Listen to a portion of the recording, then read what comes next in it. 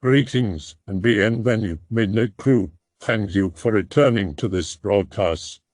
And welcome to new viewers joining us for the first time. If you like a video, then feel free to subscribe. I remembered this one time walking a couple hours before sunrise in Galicia. Scary stuff happened. I'll post below to not make this long. Post your creepiest moments in the woods or outdoors. I'm generally a person who finds woods very, very eerie. Not 'cause ghosts or whatever, but people and animals. It was foggy and dark as F. Couple hours before sunrise, with a flashlight and can barely see a meter in front under me. It was that bad, was very cold wearing all my clothes. Very muddy. Suddenly I start hearing a scream. It sounded like a young woman's scream. Just one scream and suddenly back to that eerie silence. That was quite possibly the closest I've ever been to crapping my pants. I immediately turn off my light, even though it was foggy and I don't know how far my flashlight was visible. I still didn't feel safe hearing a woman scream and keep having my position possibly so visible.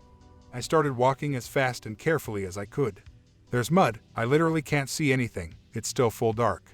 At one point I see lights in the distance, fog clearing a bit. It's a street. I turn on my flashlight and run as fast as I can towards it. Okay, I'm safe. But I'm not gonna wait here forever. Screw it, what's the worst that could happen? I walk back to the trail and continue on. That's where this story kind of ends. Maybe. The rest of the walk in the dark, it was a weird experience seeing a flashlight in front of me. Walks, stops. It seems to stalk me, takes a turn. I walk past that turn. A few minutes after I saw it turn, walk a bit. Look behind me. The light is now behind me. Now, the logical thing would be the scream was maybe a cat. The light stuff was just me over-interpreting other hikers on the trail. But I don't want to believe that. I was 8 or 9, cycling with mom and sister in Innawoods to the lake. I didn't have my glasses on because they broke a day before, so I was following the blurry red contour of my mom's jacket. At some point I had to stop to get the bike chain back on cogs. When I looked up, mom turned into a small red blob, so I tried to catch up with them on foot. She took turn into a smaller path and then an animal trail. It wasn't a big deal for me as she would often stop to pick some berries. I was still following her when I heard my sister asking, "Where the hell are you going behind my back?" She took me back to mom, going exactly the opposite way. Apparently they stopped too, seeing me struggle with that chain, but then I passed them without a word and walked off the road directly into bushes, still holding my bike. I wasn't on a trail. I couldn't hear them yelling at me. I have no idea what I was following. Be me. I live on a peninsula. Chilling down at the beach one afternoon. Pretty low tide but not peak low. Which is when you can walk all the way around the peninsula to the beach on the opposite side. The beach is about 200 meters of sand and only accessible by some stairs that run from the road down the cliff. Anyway, some woman just appears in my field of vision, about 50 meters to my left. She's walking right where the sand ends and the rocks at the bottom of the cliff start. How did she get there without me seeing? Walks towards me. She's wearing a black puffer jacket with dark purple pants. Kind of creepy circumstances, so I don't say hi. Try not to look at her as to not draw attention to myself. She walks up the way I came down. Normal. It suddenly starts raining. Not that weird. The weather is pretty changeable on the coast. Wait a minute before I head back up the steps so it doesn't seem like I'm following her. A myna bird swoops really close to my face as I climb up. What the hell? Weird. See some people at the top looking out at the view. Some guys and a girl in their early 20s. Ask them if they saw a woman just climb up the stairs. Nah, haven't seen anyone, mate. A bit strange. But maybe she had already reached the road by the time they arrived. Go out to the road. Look both ways. Not a sign of her. A few days pass and then the cliff, along with the steps, collapse. Weird timing but not a surprise. Landslides along the cliff are pretty common around the peninsula. Can't access the beach at the bottom now unless you climb carefully through the rubble and tattered stairs. Fast forward a few weeks and now there's a wooden fence blocking access to even the viewpoint at the top of the cliff. See pic related. Did I meet a witch? Volunteer search and rescue responding to a landslide that cut off a small town just outside of a national park. Landslide destroyed the road leading to civilization, leaving only the houses and the park entrance. Have to use 4x4 vehicles using emergency access roads through the park to get to the town. Some power lines are down but shut off, so not dangerous. Our job is to go around evacuating anyone who hasn't left yet.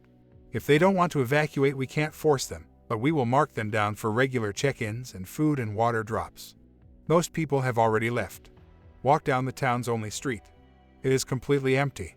A family of deer walk past us. Jokingly try to hand them an evac pamphlet. What are you doing?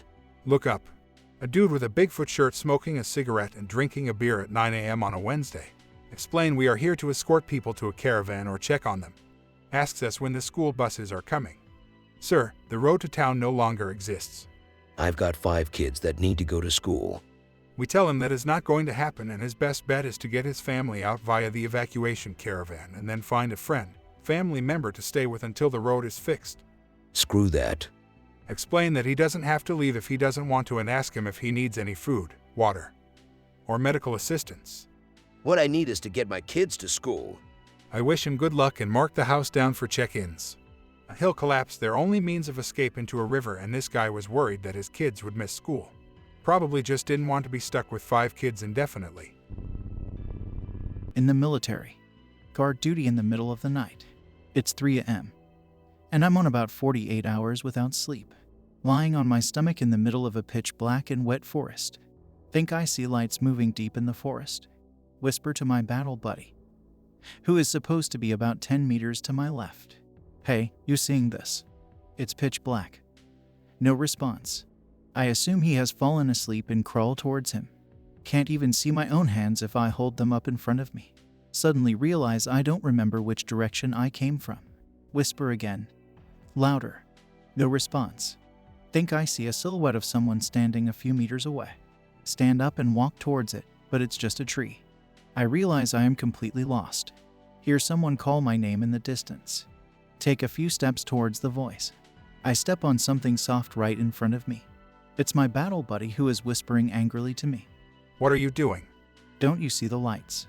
We need to wake everyone. What are you talking about? All the lights. It's just the stars, dumbass. Realize the clouds parted. And I've been seeing Starlight this entire time. It's really scary what no sleep in pitch black darkness can do to your senses. If he hadn't been there with me, I would for sure have just wandered off somewhere and fallen asleep in a ditch. Alright, I haven't shared this story with anyone except my mom, and that's only because she witnessed part of it. Sounds kinda stupid when written out, but I swear this is the most scared I've ever been out. Be me, 13 to 14 years old. Live in the middle of nowhere, Georgia. Gravel roads, well water, unreliable electricity and internet, that sort of place. Something me and my mom like to do is to go for walks down the gravel road, as aside from one field and one other house it's pretty much all woods, old logging land. Heading back to our house from a walk late one evening, sun's almost set.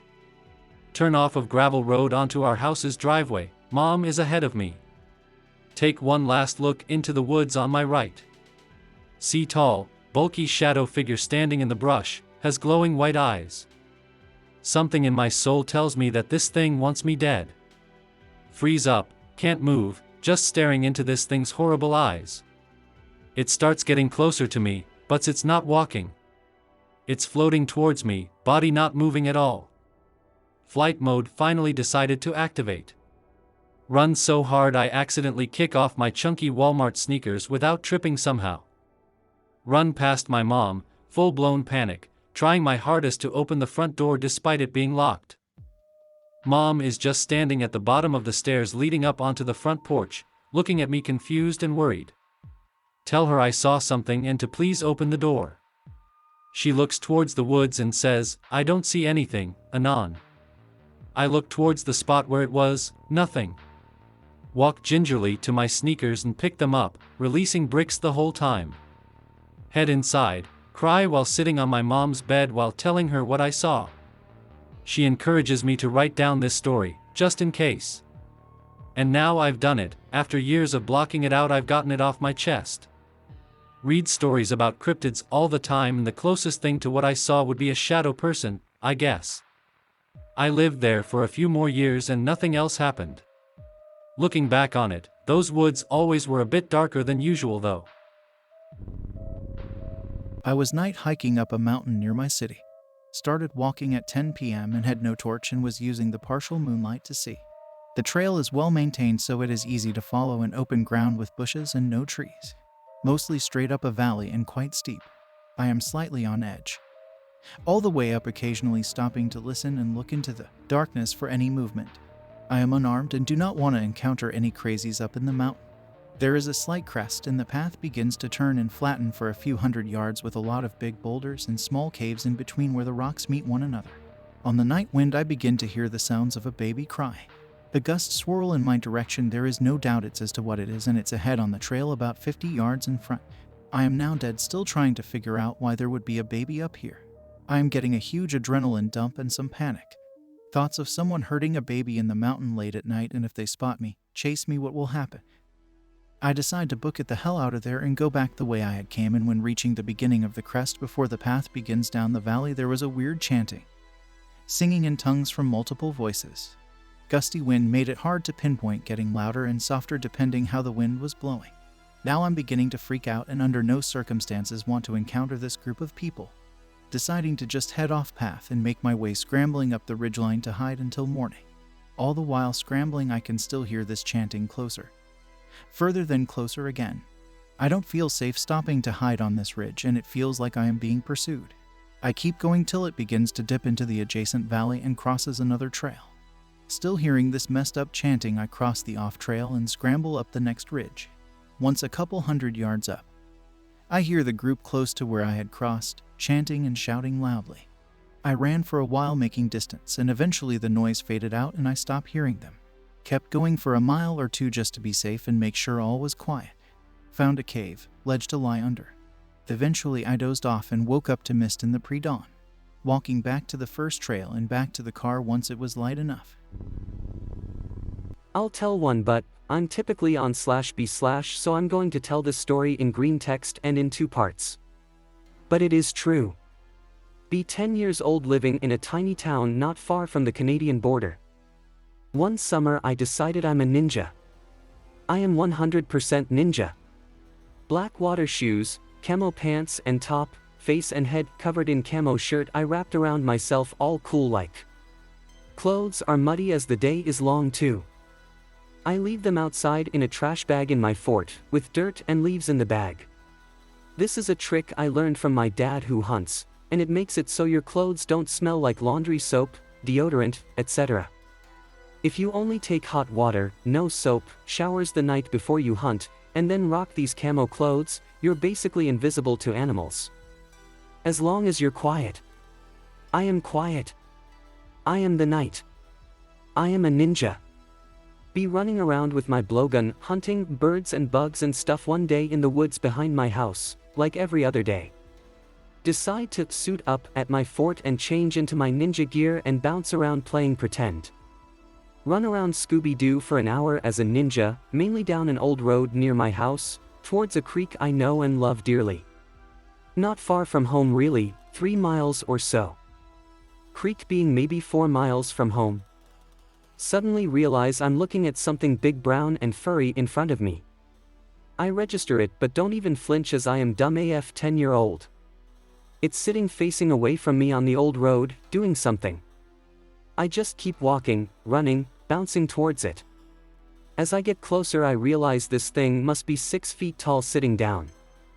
I slowly realized I should stop running towards it, about 30 feet from it. As I told you, I am dumb kid in this story. Realize it's dangerous as it turns to face me, looking over its shoulder at me. Its body was broad as all get out, like 3 or 4 feet across. It was medium dark brown, and its face was absolutely obscured by fur. Its eyes were dark and black but beady. No whites to them. It just looked at me over its shoulder while turning, and we made eye contact, and I took off running the way I came like a madman. Running at full tilt like my very life depends on it. I seriously nearly black out trying not to break the sprint. I honestly felt like this may be it, and I remember trying to make real decisions for the first time in my life. Should I stay on the road? Should I cut through trees or bushes? Should I climb a tree? I decide to run full throttle down the road, risking blacking out. I make it home alive and lock all doors, suddenly feeling vulnerable in my stupid house with sliding glass doors and stuff. There is no sign it followed me. I am a ninja.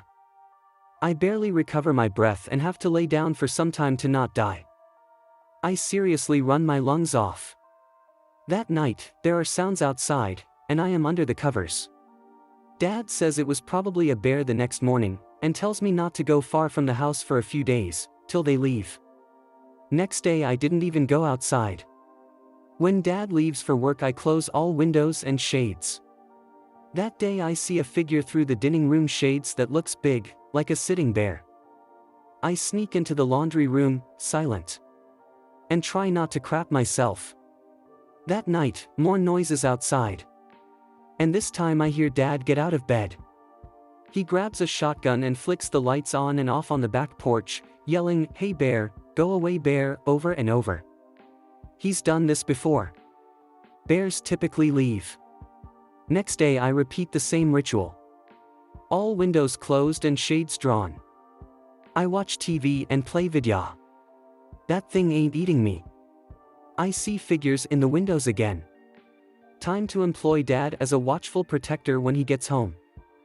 When Dad gets home I spill the beans entirely. Tell Dad I pissed off a monster and let it home.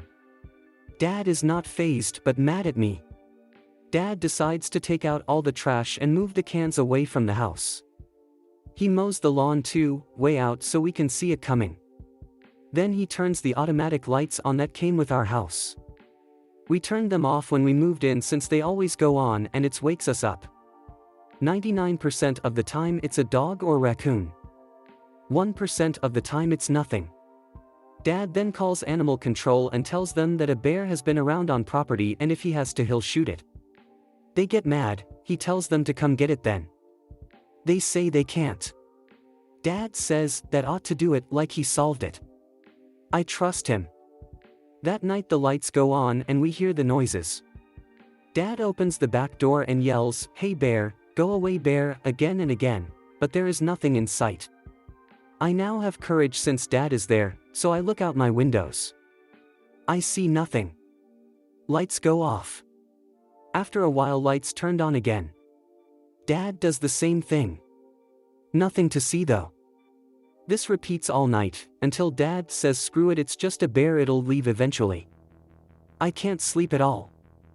I am staring out windows, with shades barely pulled aside all night. I see something big coming from some trees far out. It moves very quickly and unnaturally.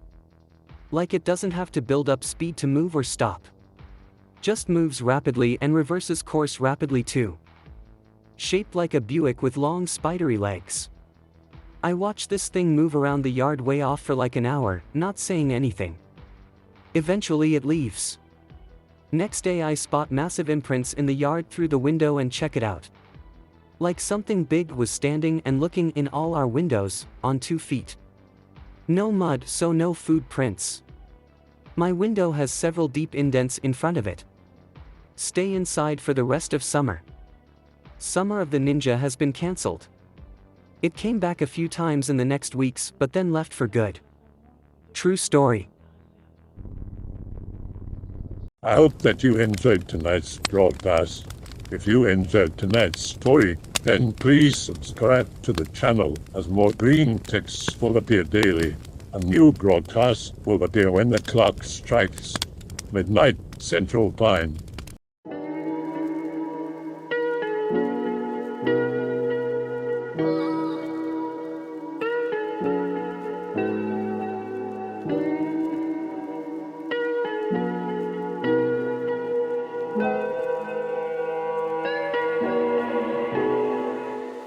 Remember to check out the Odyssey page in the description for a second archive of the channel's videos.